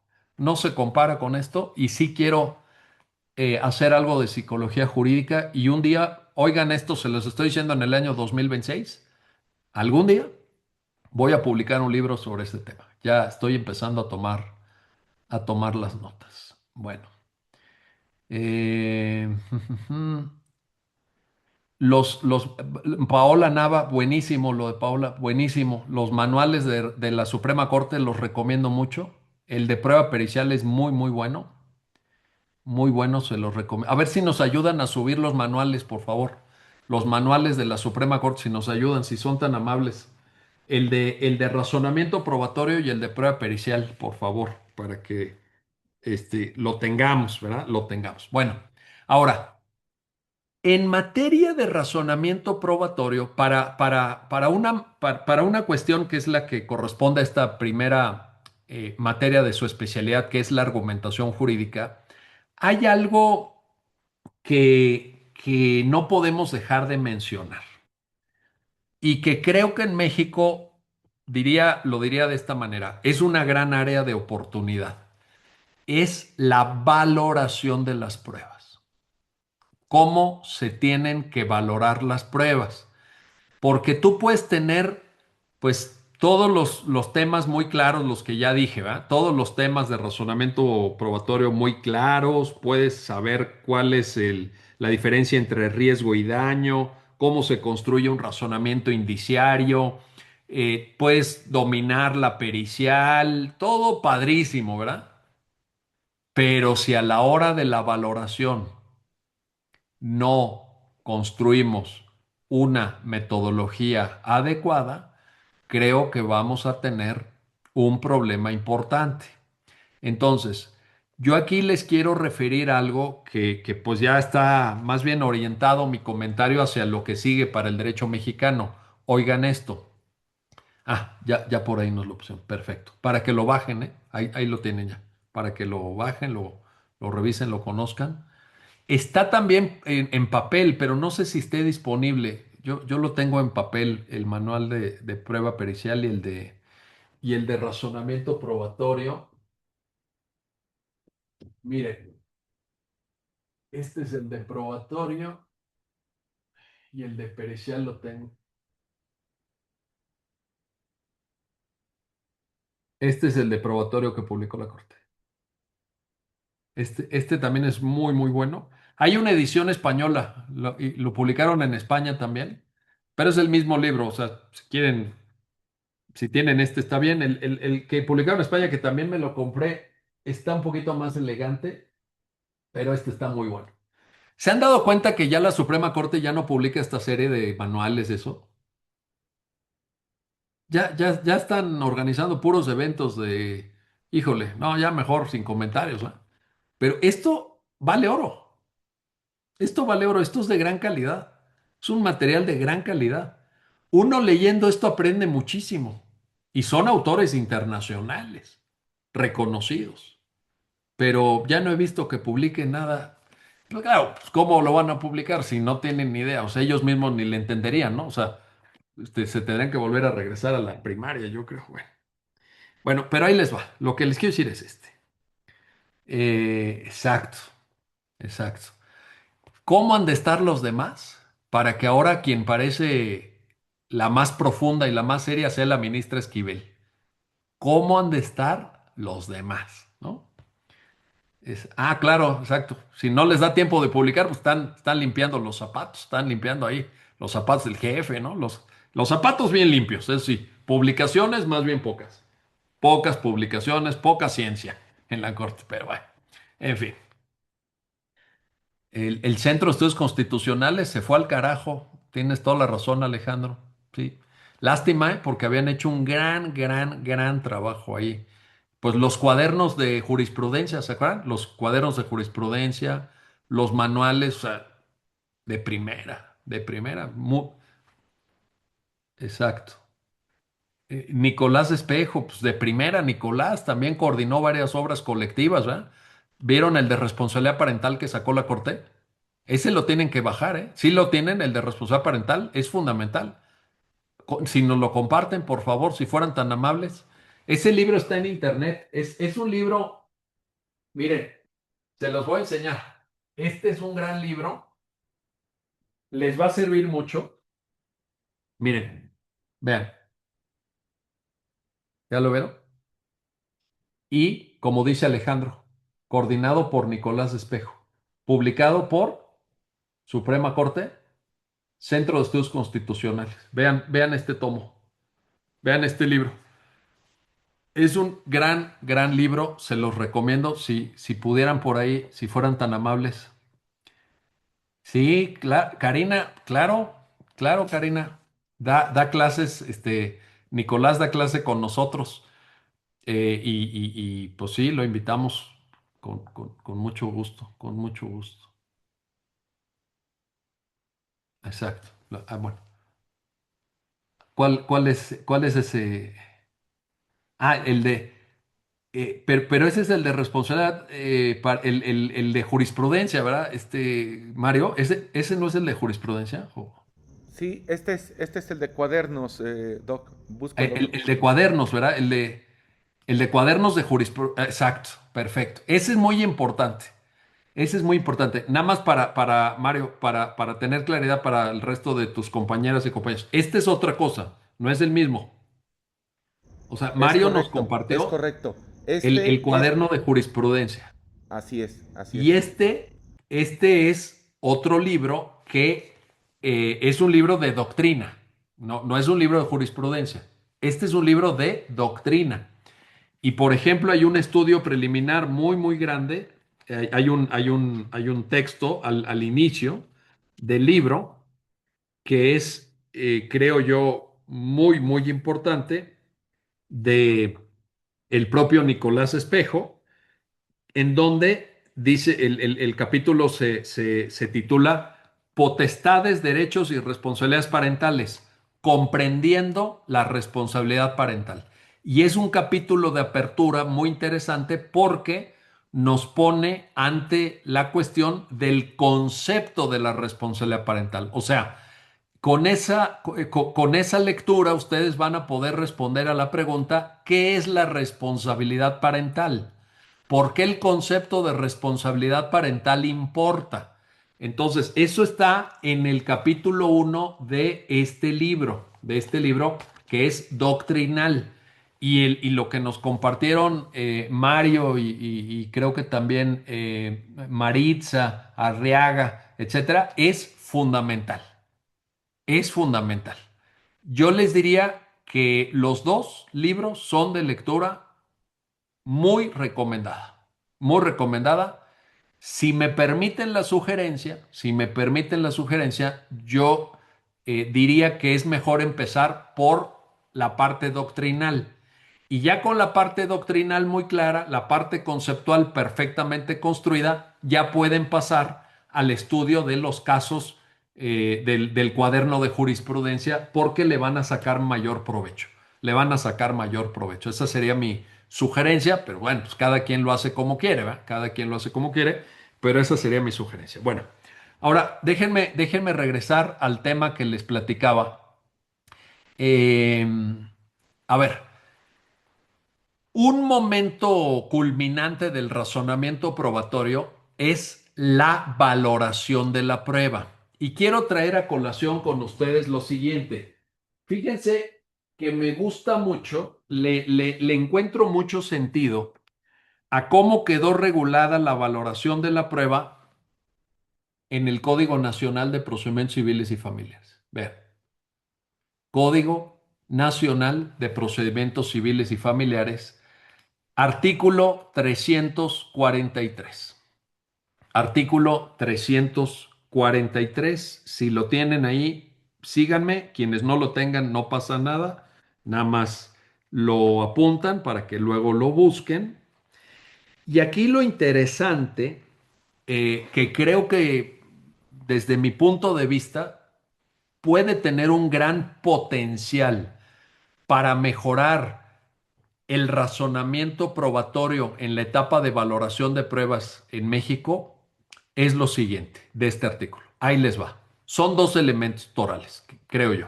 Primero, el artículo 343 de este nuevo Código Nacional dice que la valoración de las pruebas se hará de manera libre, lógica y basada en la experiencia. Entonces, aquí ya tenemos un primer elemento que yo estimo que es moderno, que es de vanguardia, es de avanzada, porque evidentemente el paradigma de valoración probatoria basado en digamos, la valoración libre, lógica y basada en la experiencia, pues es diferente al paradigma previo, antigarantista, premoderno, que es el de la prueba tasada.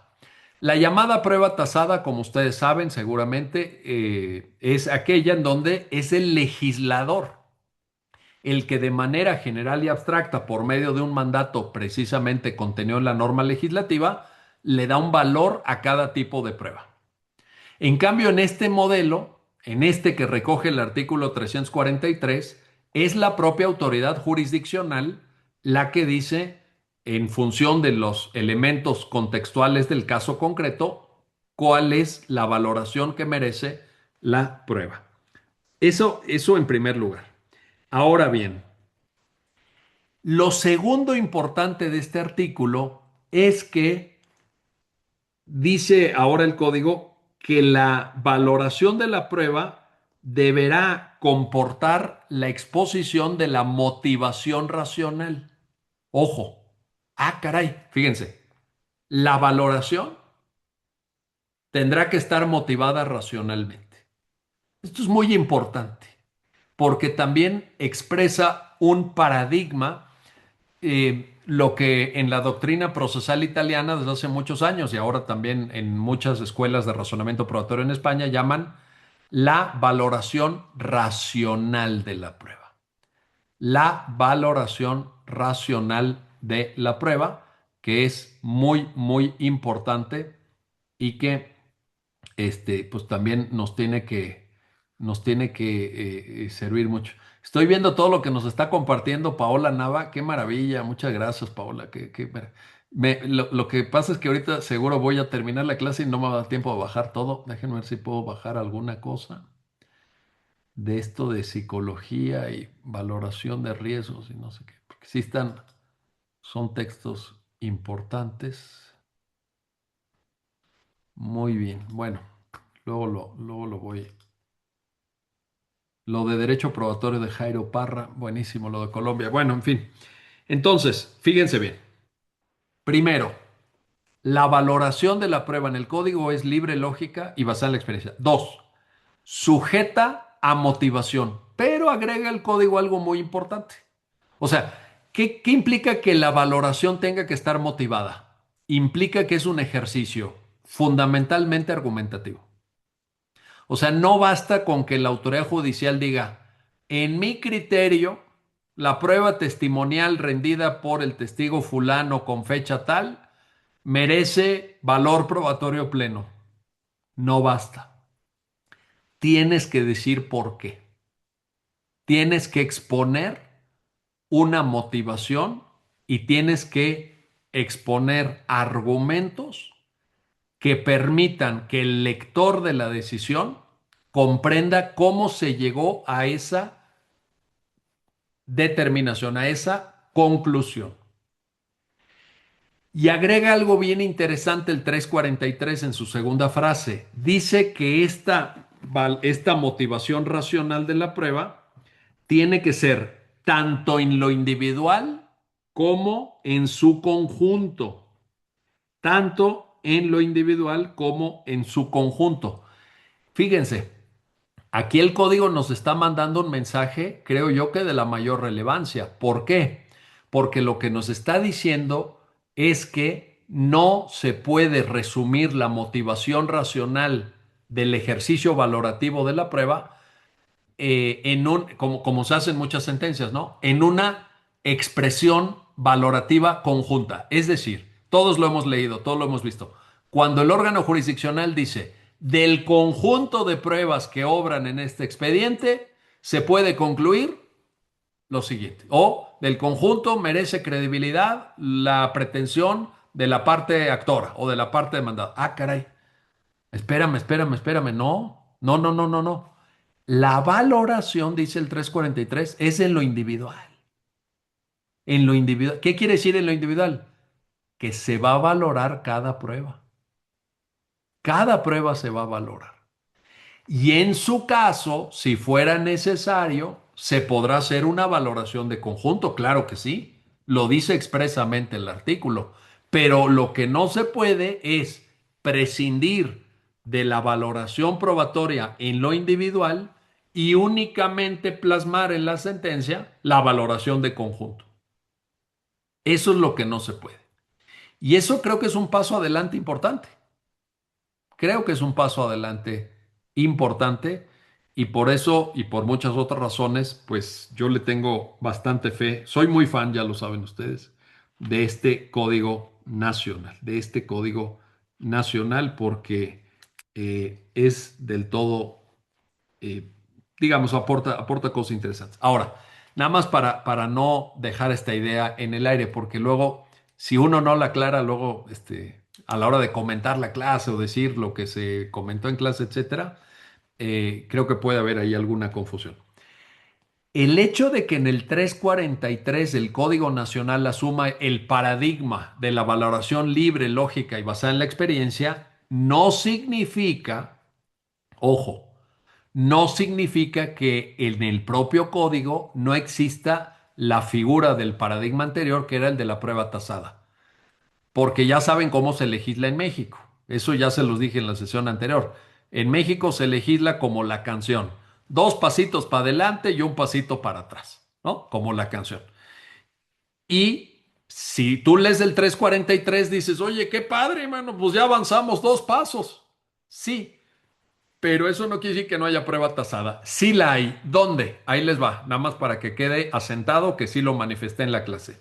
En el 344, respecto de la documental pública, y en el 345, en algunos supuestos, con algunas condiciones de la documental privada.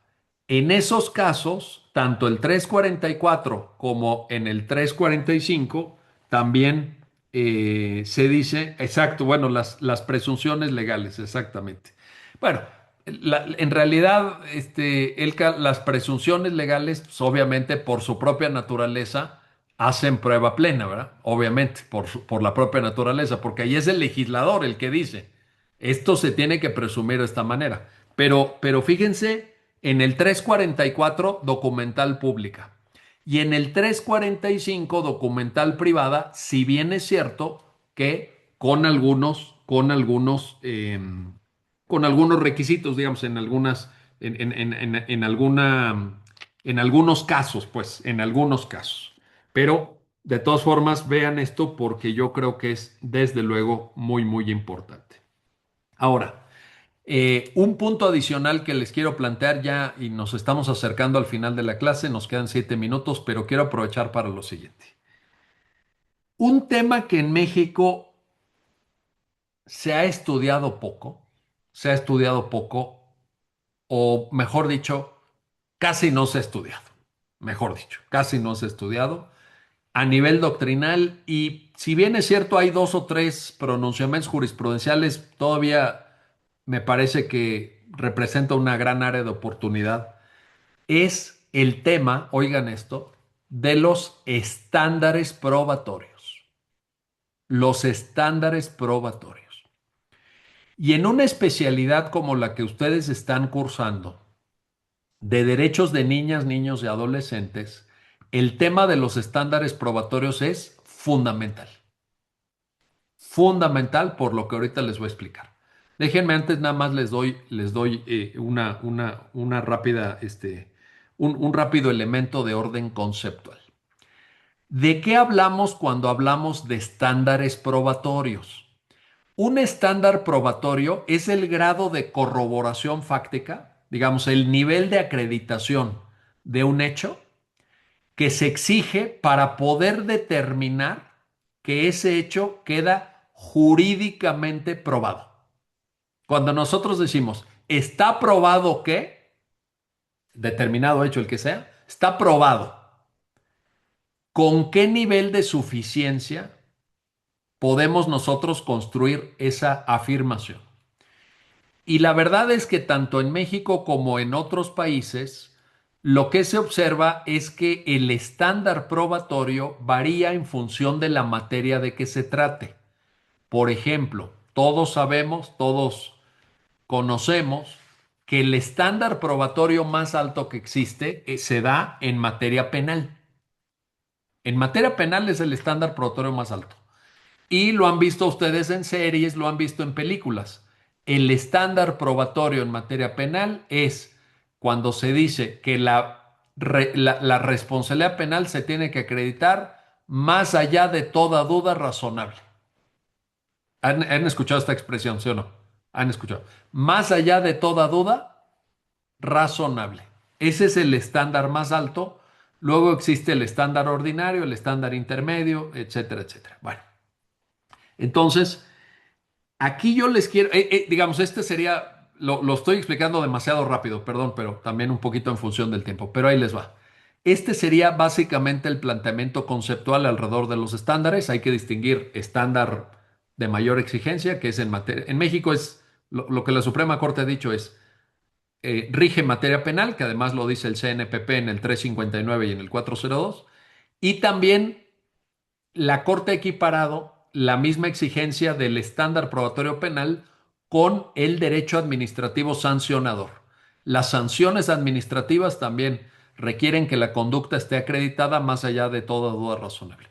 Luego está el estándar, digamos, el normal fuera de estas dos materias, que es el estándar de ordinario llamado de probabilidad prevaleciente, y luego hay estándares intermedios. Bueno, yo les quiero plantear lo siguiente. Déjenme ver qué dice Isaías.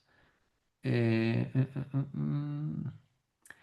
Sí, Isaías, cuando decimos, a ver, va este comentario para todos. Gracias, Isaías, por darme esta oportunidad. Cuando yo digo que algo en el Código Nacional es novedoso, a lo que me refiero es que la novedad va a ser que este código rige para todo el país. No quiero decir que en ningún momento de la historia jurídica de este país, en ninguna entidad federativa y en ningún código eso existiera. Por supuesto que esto existe.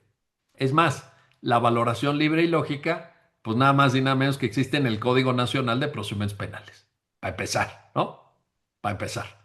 Que tiene, pues desde el 2014, como ustedes saben, está vigente. Entonces me refiero a eso, porque es este planteamiento que hace Isaías, que es correcto, es totalmente correcto, pero cada vez que damos un curso sobre el Código Nacional, siempre hay alguien que dice, bueno, esto no es tan novedoso porque nosotros en Puebla ya lo teníamos. Está bien. ¿Cuál es la novedad? Que esto va a ser para todo el país. Entonces, para el 80%, pues sí va a ser novedoso. A eso me refiero. Pero evidentemente el derecho se va construyendo por etapas históricas. El derecho se va construyendo paso a paso. Quien diga que es 100% original en materia jurídica probablemente esté mintiendo. No, no se puede inventar el hilo negro en materia jurídica. Pero bueno, hecha esta aclaración. Bueno, ahora, ahí les va. Pregunta. ¿Cómo configuramos? Ahí les va porque esto es muy importante para la práctica en materia de niñas, niños, adolescentes. ¿Cómo configuramos estándares probatorios en materia, ojo, de medidas cautelares?